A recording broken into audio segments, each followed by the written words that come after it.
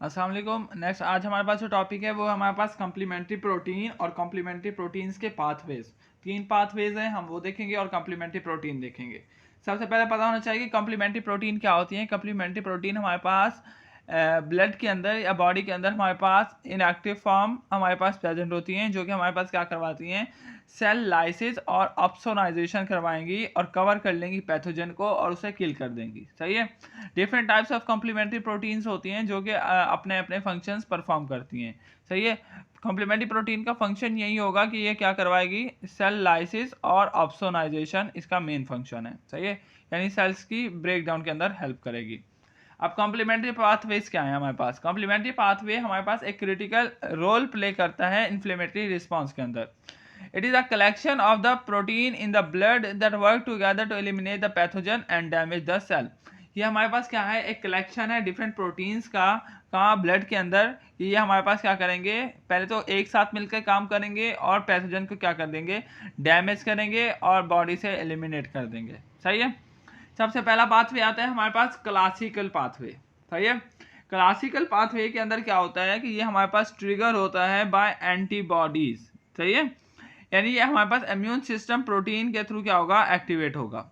Attaching to the pathogen, जो कि हमारे पास क्या होगी, पैथोजन से अटैच होंगी। ये पैथोजन हमारे पास काम करेगा एज अ एंटीजन और एंटीबॉडी हमारे पास उसके साथ काम करेगी एज अ एंटीबॉडी, यानी डिफेंस मैकेनिज्म के तौर पर काम करेगी। सही है। इसके अंदर हमारे पास डिफरेंट प्रोटीन्स इन्वॉल्व होती हैं, जैसे कि C1Q, C1R, C1S, C4, C2। सही है। ये हमारे पास प्रोटीन क्या होती है, इन्वॉल्व होती हैं। जब भी कोई पैथोजन आउटसाइड से इनसाइड बॉडी में आएगा तो antigen part of the antigen, it has antigen part जिसे हम नाम देते हैं FC पार्ट का। सही है, ये एंटीजन पार्ट होता है which activate the protein and antigen antibody complex formation start by a cascade। जब भी एंटीजन आएगा उसके खिलाफ एंटीबॉडी बनेगी और एक कैस्केड स्टार्ट हो जाएगी। सही है, जिसे हम नाम देंगे एंटीजन एंटीबॉडी कॉम्प्लेक्स फॉर्मेशन का। अब ये स्टार्ट कैसे होगा, इसे हम ये भी डायग्राम है वैसे, लेकिन हम इसे और डायग्राम से के थ्रू समझते हैं या इसके थ्रू। सही है। क्लासिकल पाथवे के अंदर हमारे पास C1Q, C1R, C1S, C4 और C2 प्रोटीन इन्वॉल्व है। सही है। सबसे पहले जब भी कोई एंटीजन आया तो हमारे पास C1Q जो प्रोटीन है वो एक्टिवेट करवाएगी C1R और C1S को। सही है। C1R और C1S क्या करेंगे, C2 और C4 की प्रोपगेशन के अंदर हेल्प करेंगे। C2 और C4 क्या करेंगे, हमारे पास C2A और C4B बनाएंगे और इसका जो बाय प्रोडक्ट निकलेगा वो क्या निकलेगा, C2B और C4A। यानी एक का A निकल गया, एक का B निकल गया, एक का A इधर आ गया, एक का B इधर आ गया। अब जो C4B2A हमारे पास मिलके एक सिस्टम बना देंगे जिसे हम नाम देंगे CpC3 कन्वर्टेज एंजाइम का। सही है। इस सिस्टम को हम क्या नाम दे रहे हैं, CpC3 कन्वर्टेज एंजाइम का। अब ये एंजाइम क्या करेगा, हमारे पास C3 को ब्रेक करेगा। C3 जब ब्रेक होगा तो वो किसके अंदर ब्रेक होगा, C3A के अंदर और C3B के अंदर। अब C3A जो होते हैं वो हमारे पास क्या होते हैं, पोटेंट एनाफाइलैटॉक्सिक होते हैं और ये स्मॉल इन साइज होते हैं। सही है। लेकिन जो C3B है ये हमारे पास लार्ज होते हैं और बाइंड करते हैं कॉम्प्लेक्स के साथ, जिसका नाम है हमारे पास C3B4B2A, यानी C4B2A सिस्टम बना के एक कॉम्प्लेक्स बना लेंगे। सही है। और क्या करेंगे, ब्लॉक कर देंगे, प्रोटीन को ब्लॉक करेंगे और CpC5 कन्वर्टेज एंजाइम बनाएंगे। सही है। अब जो C5 कन्वर्टेज एंजाइम बनेगा तो हमारे पास क्या कराएगा, ये एज अ अट्रैक्टेंट के तौर पर काम करेगा। किसके अट्रैक्टेंट के तौर पर, न्यूट्रोफिल्स और जो हमारे पास एंटीजन होता है उसको अट्रैक्ट करेगा, उसकी लाइसिस करेगा, उसकी ऑप्सोनाइजेशन करके उसे ख़त्म कर देगा। सही है। ये हमारे पास क्लासिकल पाथवे हो गया। सही है। यहाँ पे भी वही डायग्राम है लेकिन वहाँ पे मैंने सही से बना के आपको समझा दिया। नेक्स्ट है हमारे पास लेक्टिन पाथवे। लेक्टिन पाथवे हमारे पास जो होता है ये ट्रिगर होता है बाय लेक्टिन, यानी protein that bind to the sugar on the surface of the pathogen. ये क्या करेगा, बाइंड करेगा उस शुगर मॉलिक्यूल के साथ जो कि पैथोजन की सरफेस के ऊपर प्रेजेंट है। Protein bind with the carbohydrate of the pathogen, sugar या कार्बोहाइड्रेट के साथ ये बाइंड करेगा। इट इन्वॉल्व, इसके अंदर हमारे पास इन्वॉल्व होती है MBL, फैकोलिन और कलेक्टिन 11। ये हमारे पास प्रोटीन इन्वॉल्व होती है इसके अंदर। सही है। ये रिकॉग्नाइज करती हैं कार्बोहाइड्रेट्स को और बाइंड करती हैं विद ओलिगोसैकेराइड एंड एक्टिवेट। ये क्या करेंगी, ओलिगोसैकेराइड के साथ बाइंड करेंगी और उसे एक्टिवेट करवा देंगी। अब जो MBL है ये हमारे पास बाइंड करती है मैनोज सीक्वेंस के साथ, सही है, मैनोज सीक्वेंस ऑफ पैथोजन उसके साथ बाइंड करेगी। लेकिन जो हमारे पास दूसरी दो हैं, अब जो हमारे पास फिलॉक्सिन और MBL है ये हमारे पास एक्टिवेट करवाएंगी MASP1, MASP2, MASP3। ये हमारे पास क्या है, प्रोटीन्स है, इन्हें एक्टिवेट करवाएंगी। अब जब ये प्रोटीन्स एक्टिवेट होती हैं तो ये हमारे पास क्या करती हैं वो हम इधर से देखते हैं।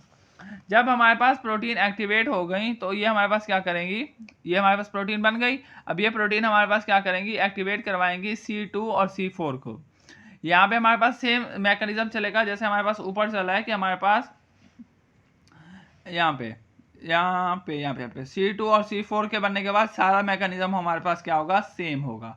यानी C2 और C4 बनने के बाद हमारे पास क्या बनेगा, C2A और C4B और C2A बनेगा। फिर हमारे पास C4B2A सिस्टम बनेगा और C3 कन्वर्टेज एंजाइम बनेगा। फिर हमारे पास C3 बनेगा, फिर C3 की हमारे पास क्या होगी, ब्रेक डाउन होगी और वो हमारे पास C3A और C3B बनेगा।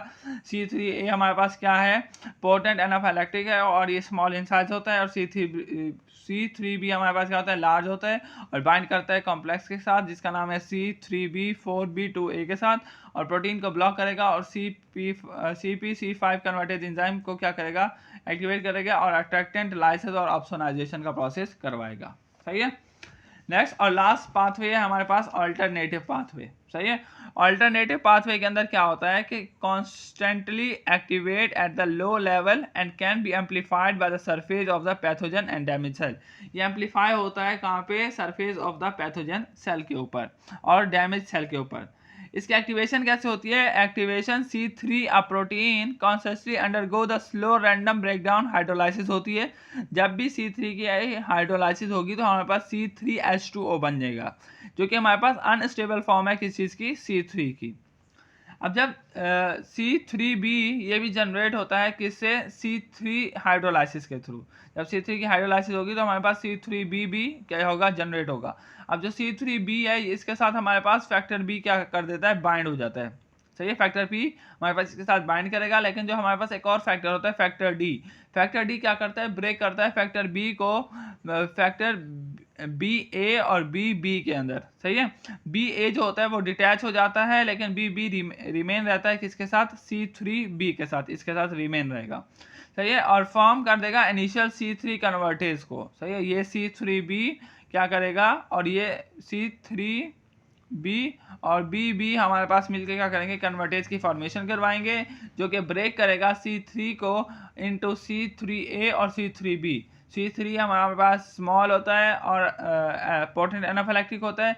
C3B हमारे पास लार्ज होता है और ये हमारे पास ब्लॉक करवाता है किस चीज़ को, प्रोटीन को, और एज अट्रैक्टेंट और के तौर पर काम करेगा और ऑप्सोनाइजेशन और हमारे पास लाइसिस करवाएगा। सही है, यहाँ से भी आप देख सकते हो C3 प्रोटीन की हाइड्रोलाइसिस हुई तो C3H2O बनेगा जो कि अनस्टेबल फॉर्म है किसकी, C3 की। लेकिन इसके साथ साथ हमारे पास क्या बनेगा, C3B भी क्या होगा, जनरेट होगा। जब C3B जनरेट होगा कैसे, C3 से ये हमारे पास बाइंड करेगा फैक्टर B के साथ। लेकिन जो हमारे पास फैक्टर D है वो इसे ब्रेक डाउन कर देगा फैक्टर BA और BB के अंदर। BA डिटैच हो जाता है लेकिन BB रिमेन रहता है किसके साथ, C3B के साथ, और ये हमारे पास फॉर्म कर देंगे C3BBB जो कि हमारे पास C3 कन्वर्टेज है जो कि ब्रेक करेगा C3 को C3A और C3B के अंदर, जो कि ऑप्सोनाइजेशन और लाइसिस करवाएगा। सही है, जब भी हमारे पास C3A और C3B बन जाएगा वो हमारे पास क्या करवाएगा, C5 को, जो कि हमारे पास एक टर्मिनल पाथवे है, C5 को कन्वर्ट करवाएगा C5A और C5B के अंदर। सही है, अब जो C5A है ये हमारे पास क्या करवाता है, इन्फ्लेमेशन करवाता है। आपसे MCQs पूछा जा सकता है कि इन्फ्लेमेशन कौन सा पाथवे करवाता है, तो आपको पता होना चाहिए C5A।